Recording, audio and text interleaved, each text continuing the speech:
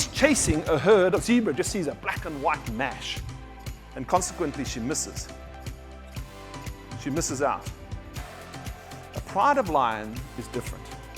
What happens with a pride of lion is the big experienced lionesses wait in the cover. They send the young lionesses down this way and around. Other young lionesses up this way, round the side. They put young lionesses behind the herd. At the right time, they jump up and they try and catch those zebra, make no mistake. But their real goal is to push them, to corral them, to push them towards these big experienced lionesses waiting in the thickets. They'll wait, they wait, they wait. They pick one individual and they'll commit. They'll come crashing out of those thickets, throw their claws up, and within seconds, they're into it.